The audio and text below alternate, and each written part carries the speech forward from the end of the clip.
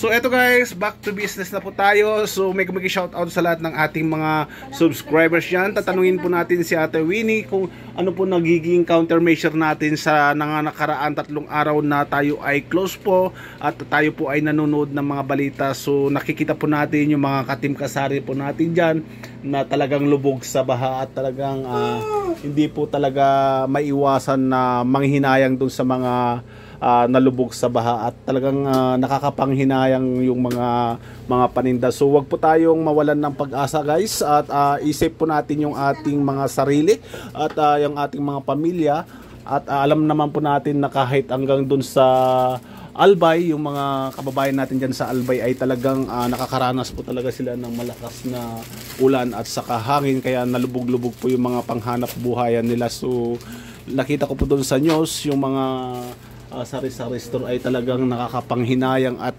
kitang-kita po natin yung mga kapwa natin tindero-tindero na talaga lumubog po yung kanilang mga panghanap kabuhayan. So sana po ay wag po tayong mawala ng pag-asa, wag po tayong ma-depress at priority po natin yung ating kaligtasan, lalo na yung ating mga pamilya. Wala pong tutulong sa atin guys kung hindi po tayo lahat kung hindi po tayo yung ating sarili dahil lahat po tayo ay nakakaranas ng crisis ngayon. So ano yung masasabi mo sa ating mga subscribers, Ate Winnie, at saka mga sari-sari store owner kung paano tayo makarecover nito, Ate Winnie? Anong masasabi mo? Pagpatuloy lang natin yung araw-araw natin ginagawa. Tumingin ka dito, huwag po tayong mawalan ng pag-asa. Ano ba nangyari dito sa tindahan natin sa loob ng 3 araw, Ate Winnie? Naka-close kami kasi sa lakas ng bagyo. Naka-close kami guys dahil wala nga po tayong kuryente.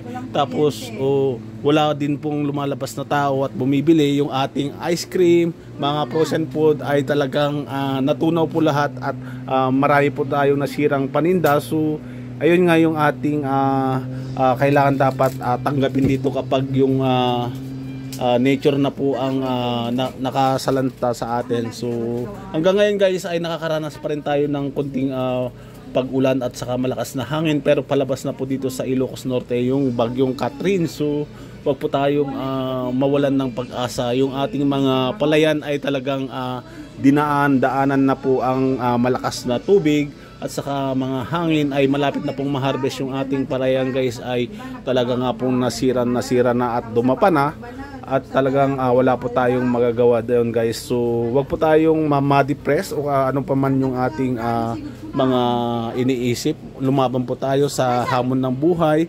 Kaya tuloy-tuloy lang po ang ating paghahanap buhay. So ayun guys, yung latest update po natin dito sa tindahan natin ay back to business na po tayo ulit. Nagbukas na po tayo kasi wala na pong ulan dito sa ating tindahan. So mag-ingat po tayong lahat at sana ay mag-pray po tayo sa yung mga kaligtasan ng ating mga kababayan dyan sa Albay ngayon. Alam kong lubog sila sa baha ngayon at kailangan na po sila ng mga tulong. So sana ay ligtas po tayong lahat. So hanggang dito na lang po guys yung ating latest update dito sa ating tindahan.